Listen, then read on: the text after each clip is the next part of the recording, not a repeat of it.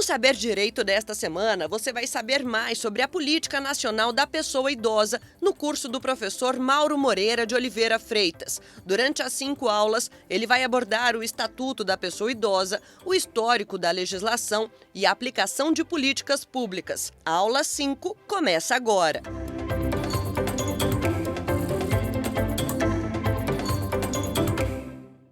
Olá, estamos aqui de volta na nossa quinta e última aula a respeito do direito da pessoa idosa, da proteção da pessoa idosa, das medidas protetivas que já falamos, políticas públicas. E hoje a gente encerra com essa aula uma tomada de todo esses assuntos que nós falamos, de todo esse acervo de condições envolvendo a pessoa idosa. E, primeiramente, para a gente encerrar o que diz o Estatuto da Pessoa Idosa, e é uma questão sensível e que vem, infelizmente, atrapalhando muito a condição de vida das pessoas idosas, são esses conflitos familiares e violências praticadas contra a pessoa idosa aqui no Brasil. Eu queria falar com vocês, nessa última aula, sobre essa contextualização da pessoa idosa, seus direitos perante o direito do consumidor, direito do mercado de trabalho. Será que nós estamos dando adeus à aposentadoria? Idoso e o direito da família, curatela, tomada de decisão apoiada. Alguns aspectos envolvendo mobilidade urbana, moradia, saúde, família, cuidadores de pessoas idosas. Enfim,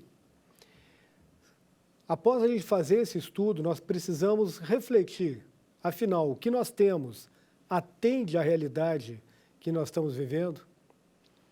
De que forma um operador de direito, as pessoas nesse país, conhecendo os direitos da pessoa idosa, podem fazer valer esses direitos, ajudar para que as pessoas tenham uma longevidade assegurada do respaldo dos seus direitos. Como nós dissemos, que as pessoas tenham mais vida no tempo e não simplesmente mais tempo na vida, sem uma condição de viver dignamente. Essa aula hoje encerra querendo, primeiramente, trazer aqui uma lembrança de tudo que nós tratamos nessas 4 últimas aulas e também nas nossas reflexões. O que nós podemos extrair de tudo isso que nós conversamos? O direito da pessoa idosa, ele é um direito hoje que está sendo construído. Ele ainda não é reconhecido sequer nas universidades, nos cursos que formam advogados, juízes, integrantes do Ministério Público, defensores. Ele ainda não é uma matéria específica. O direito da pessoa idosa ele era tratado como uma extensão do direito de família. Só que no direito de família não trata das relações de consumo envolvendo uma pessoa idosa. O direito de família também não trata do direito a lazer, não trata das questões envolvendo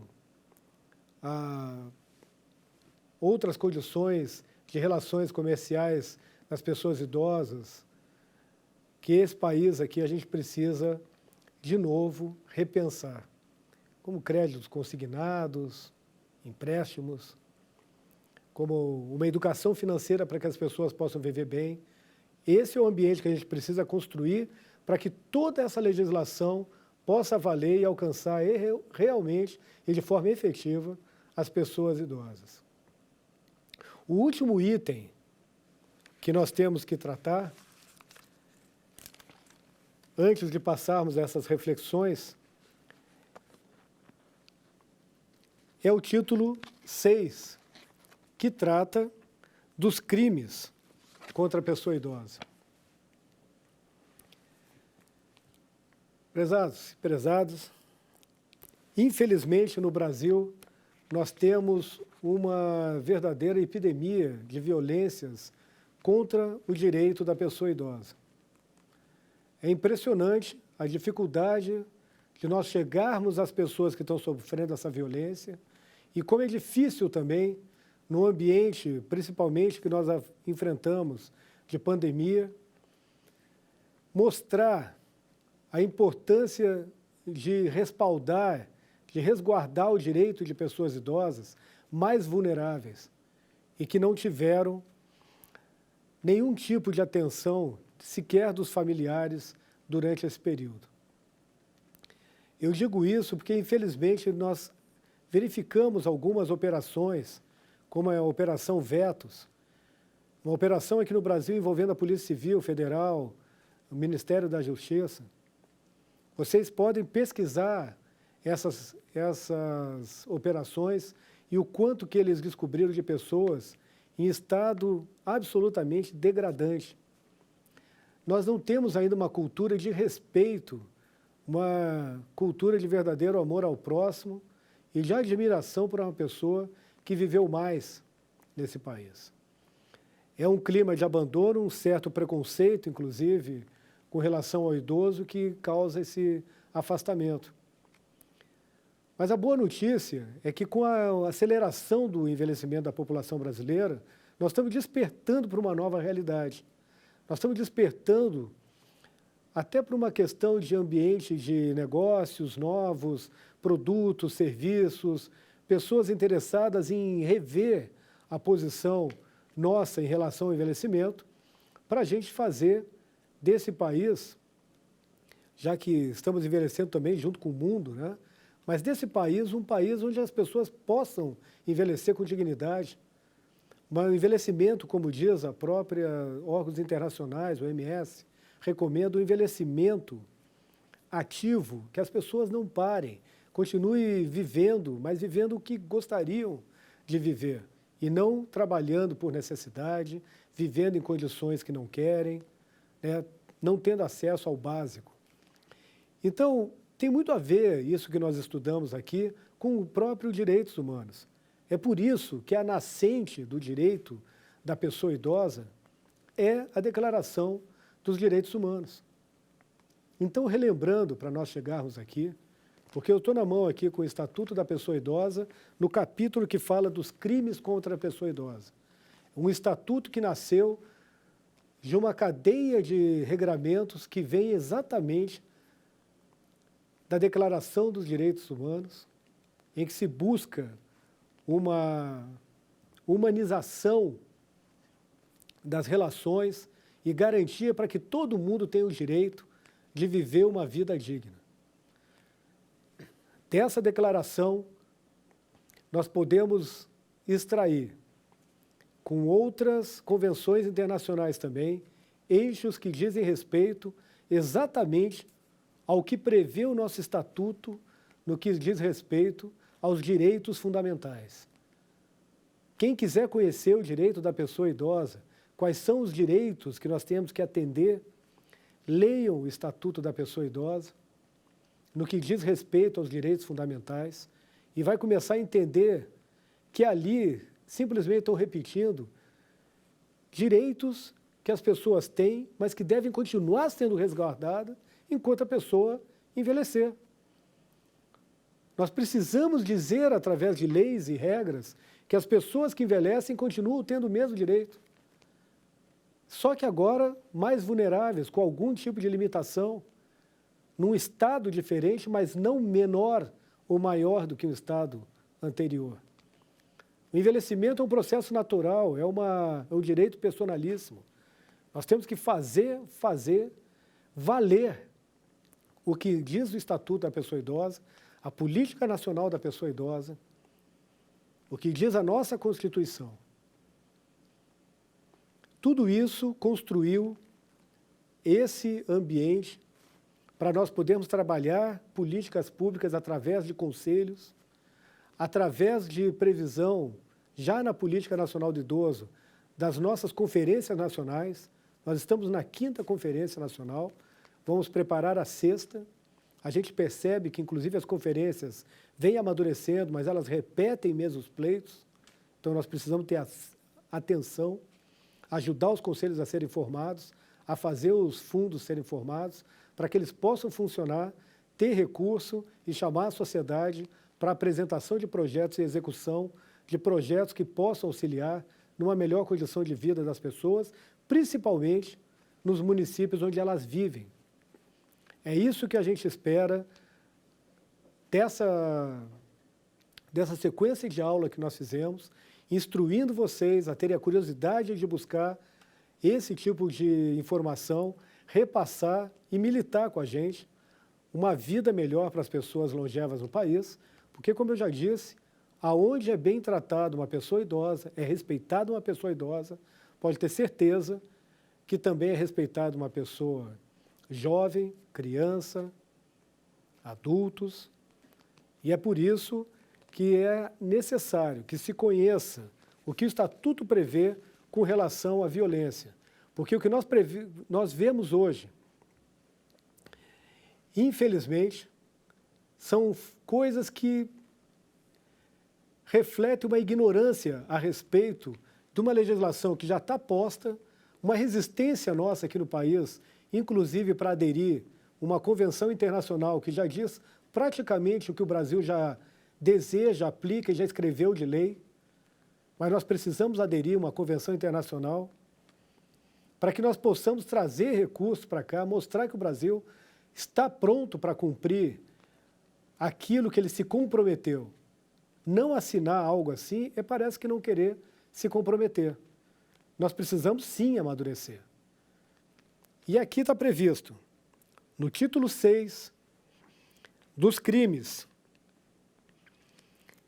o artigo 93, ele diz, aplicam-se subsidiariamente ao que couber a disposição da Lei 7.347, de 85, aos crimes previstos nessa lei, cuja pena máxima privativa de liberdade não ultrapasse 4 anos, aplica-se o procedimento previsto na Lei 9.099, de 26 de setembro de 95, subsidiariamente, no que couber a disposição do Código Penal e do Código de Processo Penal. Começo dizendo aqui que a gente entende que houve aqui um interesse em solucionar uma expectativa de que a pena não fosse muito dura. Mas, como eu falei, existe um projeto de lei que está tramitando em que se busca aumentar a pena nesse país com relação às violações do direito da pessoa idosa. Qualquer hora vai ser publicado e as penas vão aumentar, exatamente por isso. Para que essas penas que não alcancem 4 anos, penas que são consideradas menores, elas não sirvam para incentivar ainda mais, em função de uma pena muito pequena, a perpetuação de violência contra a pessoa idosa e a falta de cuidado e cultura das pessoas em relação ao resguardo do direito das pessoas que viveram mais nesse país. E aqui traz o capítulo 2 dos crimes em espécie. 95. Artigo 95. Os crimes definidos nesta lei são de ação penal pública incondicionada. Ou seja, no momento em que é verificado, constatado um crime contra a pessoa idosa, esse crime ele vai até a última instância de verificação. A pessoa que violou, a pessoa que fez a denúncia, ela não pode voltar atrás. É incondicionada, não se aplicando o artigo 181 e 82 do Código Penal. Ou seja, é importante que se verifique a fonte e a autoria e o tipo penal para se constatar que tipo de violência a gente vem constatando e o porquê índices tão altos em operações como a Vetos aqui no Brasil. É uma tristeza ver o nível de inconsciência das pessoas no maus tratos às pessoas idosas. Isso tem que mudar, isso não faz parte de um país civilizado e com olhar na dignidade humana. O artigo 96 fala em discriminar pessoa idosa, impedindo ou dificultando seu acesso a operações bancárias, meio de transporte, direito de contratar ou outro instrumento necessário ao exercício da cidadania por motivo de idade. É o que nós falamos. A pessoa continua sendo quem é. Ela apenas envelheceu. Ela apenas teve a condição e a competência de sobreviver a tantas coisas, de amadurecer, de ter a competência de se trazer até aqui. Ela continua sendo a mesma pessoa, claro que agora com outras experiências, que é um ganho muito forte, mas também com algumas limitações do envelhecimento que causa uma diminuição do vigor físico. Fora isso, nós vemos pessoas hoje com uma condição de vida extremamente favorável, para viver uma longevidade ativa e saudável. Agora, se nós não tivermos um país que cumpre as regras, as leis, nós teremos um país de famílias disfuncionais, de uma sociedade que não cumpre aquilo que escreveu na própria Constituição. É dever da família, da sociedade e do Estado a atenção, o cuidado e o zelo pelo resguardo do direito da pessoa idosa. Esse 96, ele fala exatamente disso. Seria uma forma de traduzir o que é o preconceito. Para quem não conhece, o preconceito no Brasil hoje é chamado de ageísmo, etarismo, da questão etária, outro do age, da idade na língua inglesa, né? Ageísmo, etarismo.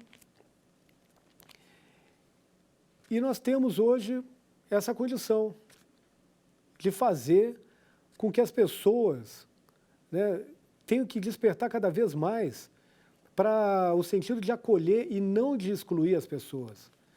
Esse preconceito, a questão do ageísmo, isso a gente vê em coisas assim muito simples e sutis, e não pode mais ter.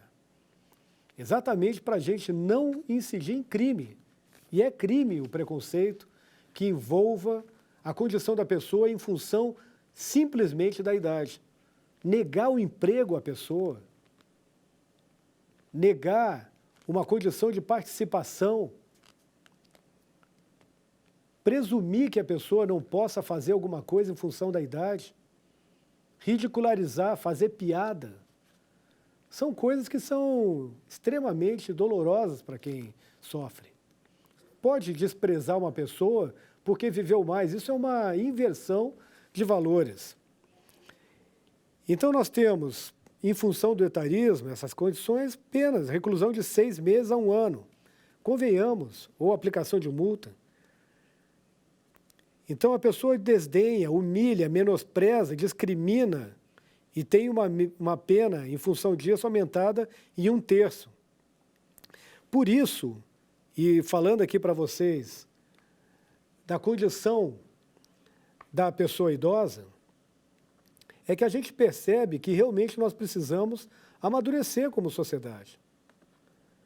Não vai ter uma finalidade muito bem alcançada se nós não tivermos punições que sejam relevantes. Eu vou ler para vocês aqui os tipos de crimes que nós temos, estatuto, e a punição prevista. E vocês vão chegar à própria conclusão do quanto a gente precisa realmente adaptar essas punições para que a gente possa dissuadir e fazer a população brasileira repensar essa questão da violência, que é o último item, inclusive, o fechamento do nosso estatuto. Então, o que é crime? Discriminar pessoa idosa impedindo ou dificultando seu acesso a operações bancárias e aos meios de transporte. Acabei de falar aqui. Qual é a punição? Reclusão de 6 meses a 1 ano.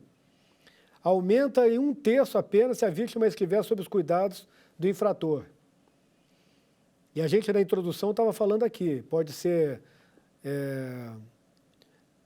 transacionado através de multa, de uma transação penal, por ser um crime, né, de menor relevância, eles consideram aqui a possibilidade de ter várias facilidades para quem viola o direito.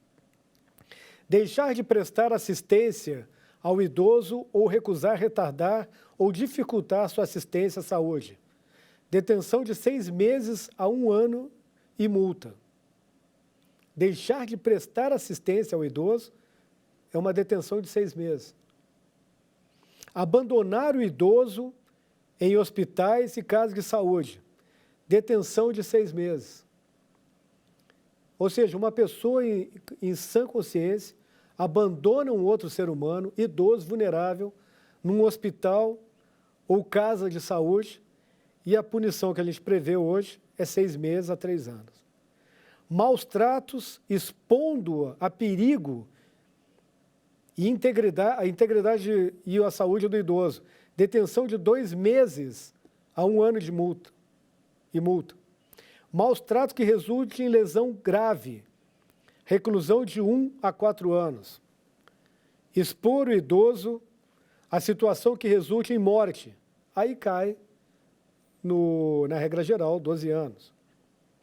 Negar emprego ou negar o acesso a cargo público por motivo de idade. Esse negar emprego, gente, muitas empresas estão fazendo inconscientemente. Muitas pessoas de RH, inclusive. Pessoas que são formadas para dirigir um departamento de recursos humanos e que não têm noção do que está acontecendo no país, no envelhecimento, necessidade das pessoas trabalharem e o que isso significa em termos até de crime, por negar o emprego a uma pessoa que precisa, é qualificada e está disposta a trabalhar. Qual é o problema? O problema é esse. Negar emprego, reclusão de 6 meses a 1 ano e multa. Vejo que todas elas são sempre penas muito curtas, pequenas para pessoas idosas, para pessoas que violam o direito da pessoa idosa.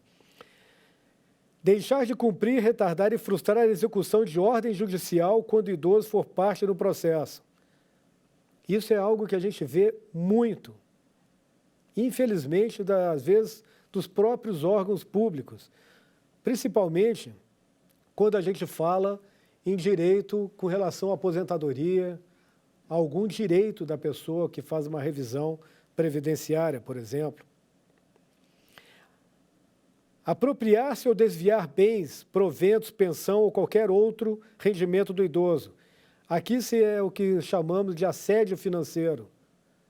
É a pessoa ficar em cima de uma situação, forçando o idoso a dar um valor que pertence a ele. Negar acolhimento ou permanência do idoso em abrigo. Esse de assédio financeiro, a reclusão é de 1 a 4 anos. Esse de negar acolhimento e permanência de idoso em abrigo, detenção de 6 meses a 1 ano e multa. Reter o cartão magnético da conta bancária, detenção de 6 meses e 2 anos. Exibir ou veicular informações ou imagens depreciativas ou injúrias à pessoa idosa, detenção de 1 a 3 anos e multa. Isso aconteceu muito, brincadeiras durante a pandemia, por exemplo. As brincadeiras de cata-velho, etc. E tal. É um preconceito e uma falta de consciência estrutural. Nós precisamos mudar isso no país. Conversar, ninguém está aqui para querer simplesmente punir. Nós estamos querendo que a pessoa ela realmente se conscientize e evite praticar situações como essa. Coagir o idoso a doar, realizar testamento, contratar ou ainda emitir procuração. Reclusão de 2 a 5 anos de reclusão. Por incrível que pareça, é impressionante o quanto a gente percebe de violência contra pessoas idosas, se valendo exatamente da confiança que o idoso tem nessa pessoa. Por isso que as violências são basicamente que ocorrem basicamente dentro do seio familiar ou naquelas amizades mais próximas. A pessoa idosa, ela tem um convívio familiar muito restrito e também de amizade. Então, aquelas amizades são muito caras, ela desenvolve uma relação de amizade e de confiança. E a pessoa ainda se vale dessa condição para fazer algum tipo de violência, algum tipo de obtenção de vantagens indevidas de uma pessoa idosa. Aqui vale a pena, eu faço aqui uma homenagem até aos colegas do Piauí, fizeram algo chamado violentômetro. Eles fizeram isso porque realmente nas comissões de defesa do direito da pessoa idosa, a OAB do Piauí fez essa cartilha trazendo aqui algumas coisas que a gente não percebe que são violência. Por exemplo, piadas ofensivas, mentir e enganar. As pessoas acham que é só algum tipo de situação, né, contra o idoso. Não, é crime. Ignorar como forma de punição a pessoa que fica brava com o idoso e não fala mais com ele. Desqualificar pela idade. Como a gente estava falando, não vou te dar emprego, você é muito velho para estar com a gente nesse turismo. Se efetivamente a pessoa não tem condições físicas, é uma coisa. Outra coisa é você presumir que ele não vai aguentar, não vai se divertir, não vai estar com vocês, porque tem 60 a mais. Aí não cabe. Ridicularizar e ofender a pessoa idosa. Humilhar em público. Culpabilizar a pessoa. Né? A pessoa, olha, nós não vamos sair esse final de semana por causa de você. Né? Nós estamos aqui em dificuldade financeira, nós temos que ter um quarto a mais para você. Isso não se faz. Nesse caso, a violência está presente, mas tem assim, reaja, anuncie, denuncie e peça ajuda. Ameaçar, intimidar, chantagear idosos, já vai ficando mais preocupante. Controlar, proibir, discriminar a pessoa idosa, negligenciar com ela, abandonar a pessoa idosa, deixar de prestar assistência, apropriar-se de bens e dinheiro da pessoa idosa. Esse assédio financeiro é algo muito recorrente. Nós temos que ter uma atenção muito grande e uma educação financeira que faz com que as pessoas tenham respeito com os bens e as finanças da pessoa idosa. E a pior, ameaçar de morte uma pessoa idosa, agressão física, confinar, prender, abusar sexualmente, lesão corporal grave, mutilar, matar. Por incrível que pareça, esse é o nível que chegou e se revelou com a Operação Vetos, de muitas pessoas idosas sofrendo violência no país. E eu digo isso porque nós estamos na nossa quinta aula, fazendo o nosso compêndio aqui de tudo que foi pensado, e a violência é o que realmente retrata mais essa condição de nós termos que fazer uma política pública, cuidar das nossas pessoas idosas, trazer para elas um ambiente de possibilidade de viver bem, de exercer a sua cidadania, dignidade. Não adianta falar que você pode votar até os 70. Nós temos que incentivar as pessoas. Vão votar, exercitem a sua cidadania. Vão lá, votem em quem pode compreender as suas necessidades e a condição da pessoa idosa. Mas para a pessoa poder votar, ela tem que ter condições de votar. Então é que entra um tribunal, como o TSE, os tribunais regionais eleitorais, para quê? Para que a biometria possa funcionar. A biometria não funciona para todas as pessoas idosas. Não tem transporte público adequado em todas as cidades do Brasil para que o idoso se desloque e vá para a sua sessão eleitoral. Muitas vezes é feito um colégio sem rampa, a pessoa não tem acesso à urna. Tudo isso são olhares que nós vamos ter que ter e tudo isso diz respeito ao direito da pessoa idosa. Esse cuidado, esse direito, essa política pública, tudo que nós conversamos, tudo que foi falado aqui no Saber Direito, todas essas aulas que nós conversamos a respeito da pessoa idosa, diz respeito aos direitos humanos, diz respeito a nós. É por isso que nós precisamos conhecer esses mecanismos. Os mecanismos de difundir o direito da pessoa idosa, resguardar o direito da pessoa idosa, buscar medidas de proteção e buscar com que a lei seja observada. Portanto, nessa nossa última aula, eu espero que vocês tenham compreendido e que possam até buscar um estudo mais aprofundado de cada item desse que nós falamos. Pensem bem nessa estrutura que nós criamos e pensem bem no seu futuro e no futuro das pessoas que nos rodeiam. Nós temos uma legislação no Brasil que teve o nascedouro na Declaração dos Direitos Humanos. Isso influenciou na nossa chamada Constituição Cidadã. Essa Constituição Cidadã, ela incentivou a criação da Política Nacional da Pessoa Idosa no Brasil, que veio em 94, com a regulamentação em 96. Essa política pública previu os conselhos, previu as conferências, previu o nosso trabalho com relação ao direito da pessoa idosa em criar uma rede de proteção das pessoas idosas. As pessoas não podem continuar vivas, mortas. É isso que a legislação que trata do direito do idoso trata. As pessoas têm que continuar envelhecendo, vivendo com dignidade, ativas e saudáveis também. Que elas tenham condições de ter alimentação, exercício físico, uma vida psicológica também equilibrada, tendo ambiente de trabalho, ambiente de relacionamento interpessoais. Com base na Política Nacional da Pessoa Idosa, em 2003, entrou em vigor aqui no Brasil, no Dia da Pessoa Idosa, que é 1º de outubro, entrou em vigor o Estatuto da Pessoa Idosa. Nós vamos fazer 20 anos de Estatuto da Pessoa Idosa. Nós já estamos passando, inclusive, por necessidades de revisão de alguns aspectos, como a gente apresentou aqui, a necessidade de rever as punições. Nós também temos a necessidade de rever medidas protetivas mais eficazes em relação à pessoa idosa. Nós estamos vendo que nós precisamos também aprimorar a criação, o funcionamento e toda a geração de proteção e fiscalização que os conselhos podem dar.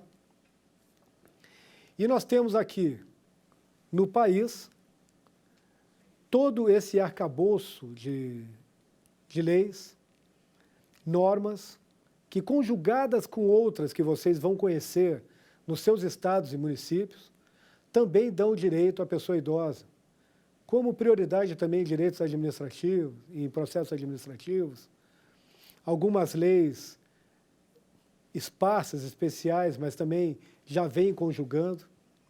Agora que nós estamos tendo algum tipo de jurisprudência e súmulas que tratam da condição da pessoa idosa, como, por exemplo, a gente comentou, que era o caso do regime de casamento de pessoas com 70 a mais no país. Antes do nosso artigo 1641 do Código Civil, essa condição era para pessoas de 60 anos. Nós já estamos vendo que hoje precisamos elevar para 70, mas ainda existe a presunção de que nós estamos, em alguns momentos, às vezes tolhendo o direito da pessoa idosa e tirando delas o incentivo de continuar participando da vida social do país, exercendo a sua cidadania. Talvez a gente entre com algumas medidas de proteção que tenham mais um reflexo de desmotivar a pessoa como cidadão e até de tolher seus direitos do que proteger. E assim nós estamos tendo decisões agora, como no próprio STF, em que vai julgar se é ou não inconstitucional um artigo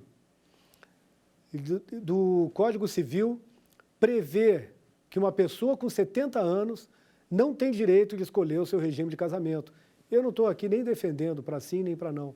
Estou dizendo que a gente precisa discutir isso, assim como o STJ também discutiu e decidiu há pouco tempo um processo de repercussão geral a respeito de se para uma pessoa de 70 anos, conforme o Código Civil, a pessoa de 70 anos não tem direito de escolher o regime de casamento, ela tem, com 70 ou mais, que optar pela separação total nesse regime de casamento, e tendo em vista, inclusive, que o Código Civil prevê, então, que as pessoas com 70 ou mais precisam casar em regime de separação total, e tendo em vista que a Constituição prevê que as pessoas em união estável, elas têm uma condição semelhante à pessoa que teve um casamento civil, para todos os fins, obviamente o STJ entendeu que, se a regra vale para o casamento civil, a Constituição prevê que esses dois institutos são com resultados semelhantes, e se a Constituição prevê a possibilidade de uma união estável, então No caso da união estável também, quando as pessoas com mais de 70 anos estabelecem uma união estável, também cai no mesmo regramento de entendimento, de cruzamento de herança, por exemplo, a mesma regra de quem casou no civil e também está protegido, digamos assim, por um regramento que faz a separação total dos bens. Então, essa questão toda, a gente vê que está amadurecendo. Nós estamos tendo uma legislação no Brasil que está pensando em todos os aspectos. Por exemplo, nós temos uma necessidade no ambiente trabalhista de pensar como os ambientes trabalhistas farão determinadas coisas que aplica-se a pessoas mais jovens, mas talvez não para uma mão de obra com 60 a mais. Será que todos os aspectos de ergonomia, né, que diz respeito às ANRs, as normas regulamentadoras da CLT, né, que está previsto lá, as condições de trabalho, vale para uma pessoa de 20 anos e também para uma pessoa de 60? Será que as empresas não vão ter que repensar a sua questão de mobilidade urbana, com relação a buscar o empregado ou não, ambiente de trabalho, em termos de construção civil, alimentação, por exemplo, mais intervalos, condição de trabalho em uma esteira, tipos de cadeira, tipo de atendimento, luz, tudo isso nós vamos ter que ver, porque a mão de obra, assim como a população, está envelhecendo. Relação de consumo. Será que o nosso Código de Consumidor, ele estabelece uma real, né, segurança para a pessoa idosa? Nós estamos tendo um problema seríssimo de um abuso de ligações para pessoas idosas, oferecendo todo tipo de serviço para quem é aposentado, ou relações também de venda, né? Pessoas idosas que estão sendo obrigadas a ter acesso à internet porque não tem outro caminho de atendimento, e quando entram no atendimento online, elas não têm a mesma destreza e são as maiores vítimas de crimes cibernéticos. E é por isso exatamente que a legislação veio a fazer ainda mais o aumento da punição para quem pratica crimes contra a pessoa idosa nessa condição. Residenciais também. Nós precisamos de vários residenciais que acolham essas pessoas, e as instituições de longa permanência precisam aprimorar cada vez mais a relação com a família, com a pessoa idosa, a relação interidosa dentro da instituição de longa permanência e as relações trabalhistas. Muitas pessoas estão sendo obrigadas a ter que contratar pessoas na condição de cuidadores de idosos sem que a própria condição, essa profissão, por exemplo, não seja regulamentada. A profissão não é regulamentada, a pessoa é obrigada, sem saber como lidar com aspectos trabalhistas, até contratar, às vezes, se há uma necessidade de 24 horas de atendimento, atender o seu parente idoso com 3 cuidadores fazendo uma escala de 8 horas e mais um folguista. E ainda tem o e-social, ainda tem que fazer o controle de regime de horas extras, etc. e tal, que é complexo para uma pessoa idosa. E aí, por isso que nós estamos vendo aí uma dificuldade muito grande de pessoas sofrendo ações trabalhistas dentro de um ambiente em que as pessoas precisam trabalhar e ter pessoas que cuidem. Além de não ter uma formação, uma profissão regulamentada, ainda expõe as pessoas idosas que não têm um discernimento tão profundo para entender todo esse embaraço, todas essas normas que uma legislação trabalhista causa, para se proteger e para fazer até o que é certo. Então, nós vamos ter que repensar uma ação trabalhista, por exemplo, nós vamos ter o hipossuficiente empregado de um lado e um super vulnerável, um senhor de 80 anos do outro. Quem deve ser protegido nesse momento? São essas questões que nós vamos ter que repensar. São essas questões que nós precisamos levantar no Brasil e precisamos ter noções e conhecimento de direitos humanos, de política pública para a pessoa idosa, que o nosso investimento no Brasil é muito baixo ainda. Conscientização da população a respeito dos funcionamentos dos conselhos, doação das empresas para esses conselhos para que sejam feitos os projetos. mudanças na própria grade de estudo das universidades e faculdades de direitos aqui do Brasil, para que trate dessa condição como uma medida apartada e mais pensada e refletida. E todas essas questões também de estrutura de uma rede de proteção da pessoa idosa.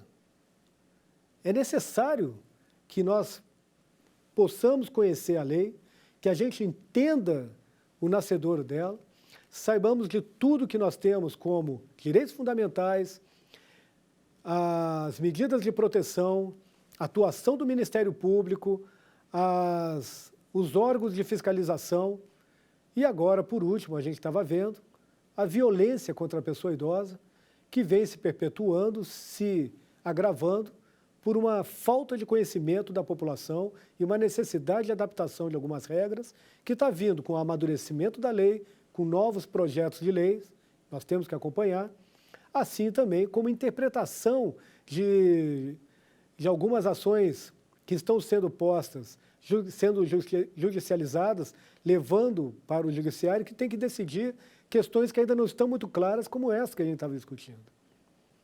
Vamos lá?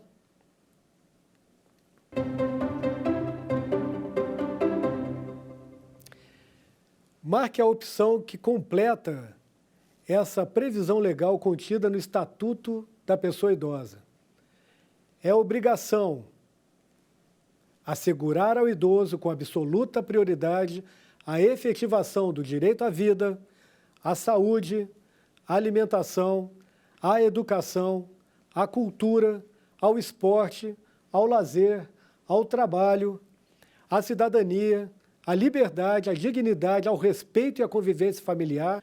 Nós temos aqui o item A, da família, da comunidade, da sociedade e do poder público. O item B, da família e comunidade. Item C, é a obrigação da sociedade e do poder público. E o item D, do poder público e família. Depois dessas nossas 5 aulas, eu acho que vocês já sabem a resposta. É isso aí. Eu fiz questão de, na nossa última aula, trazer isso que, para nós, é o resumo daquilo que a gente tem que aprender, do que nós temos que trazer para nós como uma verdade, um mantra. É obrigação da família, da comunidade, da sociedade e do poder público assegurar ao idoso, com absoluta prioridade, a efetivação do direito à vida, à saúde, à alimentação, à educação, à cultura, ao esporte, ao lazer, ao trabalho, à cidadania, à liberdade, à dignidade, ao respeito e à convivência familiar. Isso é importante para que a gente possa criar uma sociedade mais justa. Próximo.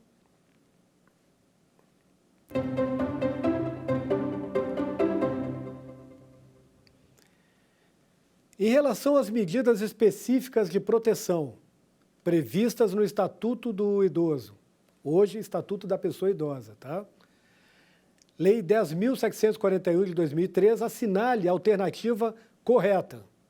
Letra A. Trata-se de medida específica de proteção ao idoso, a inclusão em programa oficial ou comunitário de auxílio, orientação e tratamento a usuários dependentes de drogas ilícitas ou lícitas, desculpa, ao contrário, ao próprio idoso ou à pessoa de sua convivência que lhe cause perturbação. B. Trata-se de medida específica de proteção ao idoso, o encaminhamento a casas de custódia na ocasião da falta de abrigos específicos e apropriados. Trata-se de medida específica de proteção ao idoso, a sua colocação no mercado de trabalho por meio de ações de reinserção social. Trata-se de medida específica de proteção à inserção em família substituta na ausência de qualquer familiares ou curadores. Então é isso.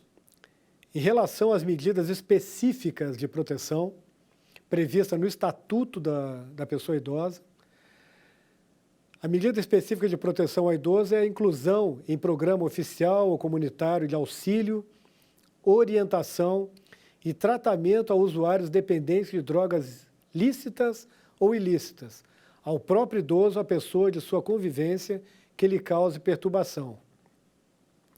Essa questão eu trouxe tendo em vista a grande incidência que a gente vê em algumas famílias e muitos problemas envolvendo uma pessoa idosa, que geralmente é mais solitária e que depende, às vezes, de um filho, de um sobrinho, de um amigo, e às vezes essas pessoas, elas têm seus próprios problemas e ainda trazem mais problemas para uma pessoa idosa, trazendo seu drama de uma doença, de dependência química, com álcool, drogas, que precisa ser solucionado. Então, nesse caso, tendo em vista esse convívio, pode ser que o próprio idoso tenha problema com o alcoolismo, por exemplo, né? Mas às vezes ele está sofrendo, ou ela está sofrendo, de alguma pessoa que tem essa dependência química, tem um descontrole e está trazendo temor a essa pessoa idosa. Então, dentro dos programas específicos de proteção, um desses, e é muito humanitário, é resguardar o direito dessa pessoa, tirando ela do ambiente ou tirando a pessoa que tem problemas com drogas, com álcool, para que faça um tratamento, se recupere, até para tentar restabelecer essa relação. Ainda mais quando se trata de família, em que a gente sabe, pelo princípio da manutenção dos laços familiares, a gente deve recuperar as pessoas para que elas tenham essa manutenção, se for possível. Porque muitas vezes essa pessoa que tem esse problema de dependência química é a única pessoa que traz algum tipo de relacionamento social e até de amparo para a pessoa idosa, infelizmente vai inviabilizando por uma condição de doença como é o próprio alcoolismo. Próximo.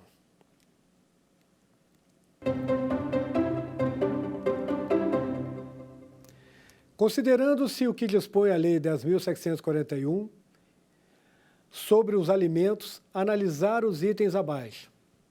Vamos ver os itens. 1. Os alimentos serão prestados ao idoso na forma da lei civil, ou seja, aquilo que está previsto no próprio Código Civil brasileiro. A obrigação alimentar é solidária, podendo o idoso optar entre os prestadores. Se tem 10 filhos, pode escolher qualquer um deles o que ele achar que é o que tem mais condições, por exemplo. Se o idoso ou seus familiares não possuírem condições econômicas de prover o seu sustento, impõe-se ao poder público esse provimento no âmbito da assistência social. Vamos ver quais itens que estão corretos. Item A, somente o item 1 e 2. O item B, somente os itens 1 e 3. O C, somente o item 2 e 3. E o D, todos os itens estariam corretos. O que você acha com relação aos alimentos e aquilo que a gente já comentou algumas aulas atrás? É isso aí, todos os itens. E essa questão de alimento, a gente fez questão de trazer aqui também, relembrá-la, porque é um dos itens mais sensíveis e que há necessidade de compreensão da sociedade, porque o idoso merece, precisa e tem todo o direito de ter o mínimo de condições para a sua subsistência. Então, se não for possível, a família, obviamente, vai cair no próprio Estado, que, no final das contas, é sustentado pela sua própria sociedade. Então, é essa a questão que nós queríamos trazer aqui com mais essa pergunta, mais esse quiz. Espero que todos tenham acertado, porque é importante essa compreensão e essa conscientização da obrigação dos filhos em relação aos pais.